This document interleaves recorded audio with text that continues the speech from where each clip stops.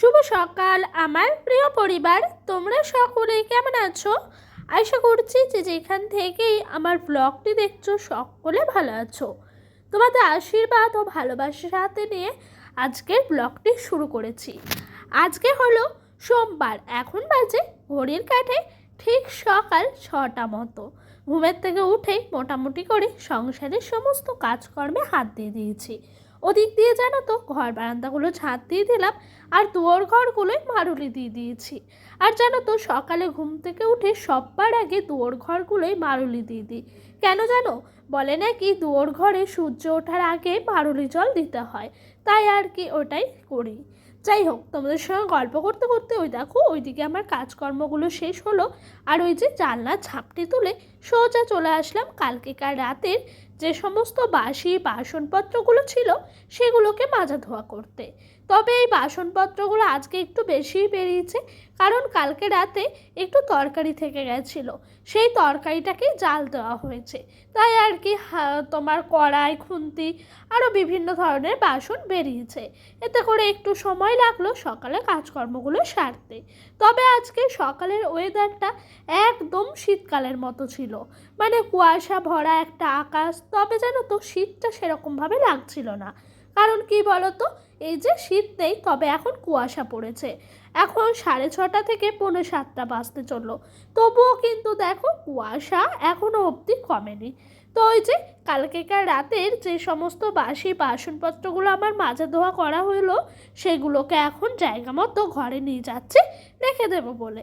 আর এই দেখো ওইদিকে আমার কাজ শেষ হতে হতে এইদিকে সোজা চলে এসেছি তড়িঘড়ি করে একদম এই হাঁড়ি আর কড়াইয়ের মধ্যে সার্ফ ছাইটা ভালো করে বুলিয়ে দিতে। তবে সার্ফ ছাই বোলানোর আগে ভালো করে সার্ফের মধ্যে ছাইটা মেখে নিলাম, এতে করে ভালো হবে জানো, সার্ফ ছাইটা বোলানোর সময় অনেকটাই সহজ হবে। আর ভালো করে না মাখলে হাতের সাহায্যে কেমন একটা যেন খসখসে হয়ে থাকে, তাই আগে থেকে সুন্দর করে সার্ফ ছাইটা বুলিয়ে নিচ্ছি। ওদিক দিয়ে ওই দেখো কড়াইটি আছে, কড়াইটাতেও কিন্তু সার্ফ ছাইটা বুলিয়ে নেবো। আচ্ছা চলো, সার্ফ ছাই বোলাতে বোলাতে তোমাদের সাথে কিছু কথা শেয়ার করি। আচ্ছা, অনেক দিন হলো মানসী বনু, অসীমা দিদি ভাই আরও অনেকেরই আমি কমেন্ট পাচ্ছি না। তোমরা কি আমায় কমেন্ট করো না? তোমাদের কারো কমেন্ট আমার কাছে এসে পৌঁছাচ্ছে না। তোমরা অবশ্যই আমাকে বলবে, হ্যাঁ তোমরা কমেন্ট করো কি করো না, নাকি কোনো সমস্যা হলো। যাই হোক, ওইদিকে ওই দেখো সার্ফ ছাইটা বোলানো হলো, এদিকে মোটামুটি করে অনেক কাজকর্ম শেষ হয়ে গেছে। ডোডোকে এখন স্কুলে পাঠানোর জন্য রেডি করে দিয়েছি। ও ওর দাদুর হাত ধরেই স্কুলে যাচ্ছে। ওই যে আমাদের এখানে অঙ্গনওয়াড়ি স্কুল আছে না, সেই স্কুলেই পাঠিয়েছি। তোমরা যারা আমার পুরনো বন্ধু আছো তারা অবশ্যই দেখেছো, নতুন বন্ধুরাও তো আছো জানো না, তাই তোমাদেরকে বলে দিলাম। এই দেখো ডোডো স্কুলে গেল, চা খেলাম, তারপরে এই দাদা এসছে আমাদের বাড়ির সামনে মাছ নিয়ে। তবে ডোডোর পাপার মাছ নেওয়ার কোনো ইচ্ছেই ছিল না, ও প্রথমে ভেবেছিল মাছের মাথা নেবে। তবে কি জানো তো, ছেলেটার না কদিন ধরে একটু শরীর খারাপে ভুগলো, তার সাথে ওকে একটু মাছ টাছ যদি না খাওয়ায় তাহলে কি হয় বলো। তাই আমি বললাম এই ছোট দেখে মাছটা নাও, একবেলা সবার মতো হলেই হবে। তো ওই যে এই ছোট্ট দেখেই মাছটা নিল একবেলা সবার কার জন্য। আর মাছটাই দেখো এদিকে কানকোগুলো সমস্তটাই দাদাটা কি সুন্দর করে এই যে এইটা দিয়ে কেটে দিচ্ছে। তবে দাদা যেন ভীষণ ভালো, যখন বলি মাছগুলো একটু কেটে দিতে দিয়ে দেয়। তবে আমার বটিটা এখন ঠিকঠাকভাবে ধার নেয়, তাই আর কি আরও বলা হলো। যাই হোক, এই ঝিনুকটা দিয়ে কি সুন্দর করে আঁশগুলো ছাড়িয়ে নিল দেখো। আমি না ডোডোর বাবাকে তাই বলছি যে আমাদেরও একটা ঝিনুক নিয়ে এসো না, রাস্তাঘাটে পেলে আমিও এরকমভাবে এই মাছের আঁশগুলো তুলবো। তবে যেন আমি আমার বিয়ের আগে আমার দিদিদের দেখেছি কি সুন্দর পয়সা দিয়েও মাছের আঁশগুলো তোলে। যাই হোক, এই দেখো মাছটা নিয়ে এখন বাড়ির দিকে যাচ্ছি। এই মাছটার টোটাল দাম হয়েছে 80 টাকা মতো, মাছের মাথা তার সাথে মাছ সমেত। যাই হোক, মাছটা নিয়ে কাটা বাছা ধোয়া সমস্ত কিছু হয়ে গেল। এরপরেই দেখো ভাতের হাঁড়িটা উপর দিতে এসছি। জানো তো, অনেক মানুষের কাছে সংসার মানে হলো দারিদ্রতা, আবারও অনেক মানুষের কাছে সংসার হলো বিলাসিতা। তবে কি জানো তো, সংসার অতটাও সহজ নয়, অতটাও মসৃণ নয় আমরা সকলেই দূর থেকে যতটা ভাবি।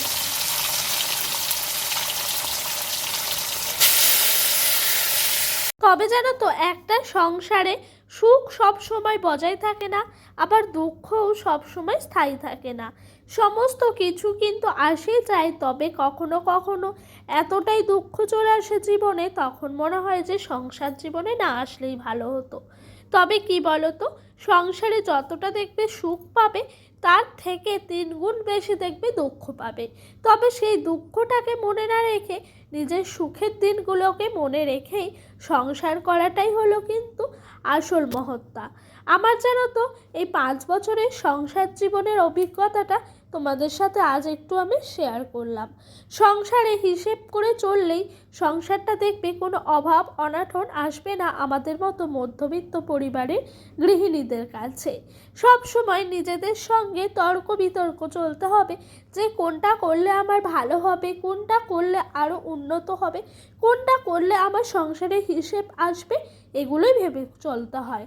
সংসারে এটা ভাবলে হয় না যে কখনোই যে আমি আজ ভালো খাচ্ছি কালকেও আমাকে ভালো খেতে হবে, আজ ভালো খাচ্ছি কাল নাও খেতে পারি। কিন্তু মাছের মাথা দিয়ে পেঁয়াজ দিয়ে মুড়ি ঘন্ট করেছি, ভাঙাচোরা মুড়ি ঘন্ট বলে এটাকে। তো করে নিলাম, প্রথমে তো তোমরা দেখলেই মাছ দিয়ে আলু দিয়ে ঝোল করে নিয়েছি। আর এইদিকে বসিয়েছি হলো সিম চচ্চড়ি, সর্ষে ফোড়ন দিয়ে কাঁচা লঙ্কা দিয়ে।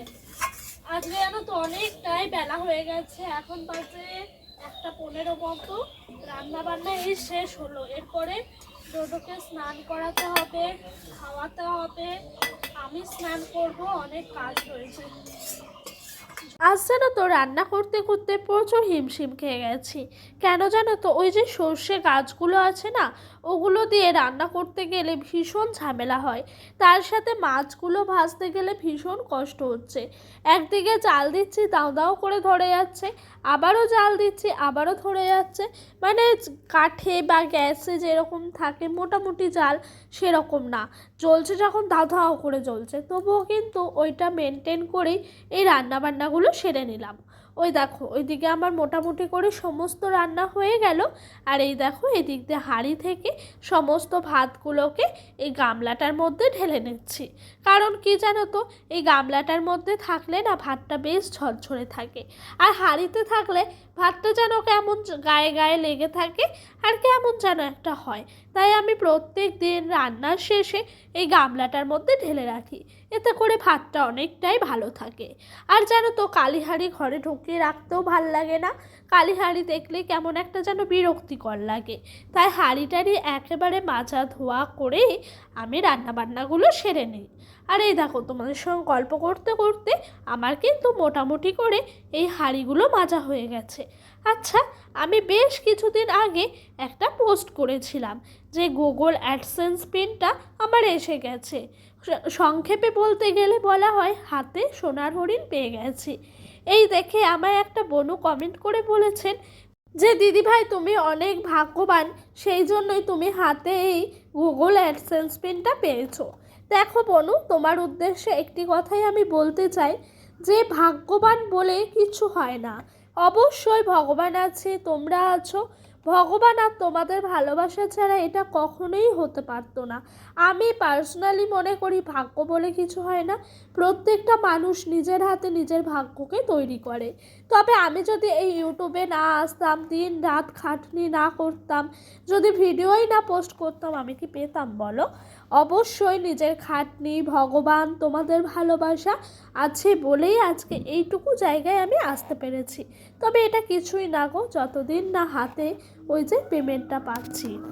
যাই হোক, তুমি যখন এই কথাটাই বললেই তোমাকেও একটা কথা বলি বনু, তুমি দিন রাত খাটনি করে যাও, একটু ভালোবাসো, সময় দাও, অবশ্যই তোমারও হবে। জানো তো সাফল্যের চাবিকাঠিই হলো পরিশ্রম। তুমি যদি পরিশ্রমই না করো তাহলে কি করে পাবে? পরিশ্রম করো, ভগবানের ওপর ভরসা রাখো, তার সাথে তোমাদের মতো বন্ধুগুলোকে পাশে পাও, অবশ্যই হবে তোমারও একদিন। যাই হোক, কথা বলতে বলতে রান্না বান্না শেষ করলাম, ওই দিক দিয়ে উনান পাটটা লেপে নিলাম সুন্দর করে। আর এই দেখো এই দিক দিয়ে আমি কিন্তু চলে এসেছি ঠাকুরের বাসনপত্রগুলো মাজা ধোয়া করতে। তবে আমি স্নান সেরেই একেবারে ঠাকুরের বাসনপত্রগুলো মাজছি। আমরা এখানে প্রত্যেক দিন বাসনগুলো মাজি। এখানে এই ড্রেনটি দেখছো, এই ড্রেনটি দিয়ে শুধুমাত্র মোটরের জল যায়। এটা সেরকমভাবে খারাপ নয়। তো এখানে যেন তো ফুলগুলো ফেলে দিই আর এখানেই বাসন মাজি। তবে দেখো মাঠটা দেখে কেমন একটা যেন লাগছে না, ধু ধু খোলা মাঠ। এই মাঠের মধ্যে যেন দিনের পর দিন কত সবজি না চাষ হয়। যাই হোক, মাঠের দিকে আসতেই মনটা এখন কেমন যেন হচ্ছে। ওদিক দিয়ে ঠাকুরের বাসনগুলো ধুয়ে মেজে দিলাম শাশুড়ি মাকে, উনি কিন্তু পুজোটা দিয়ে দিয়েছে। আর ডোডোকে এখন আমি খাইয়ে দিচ্ছি।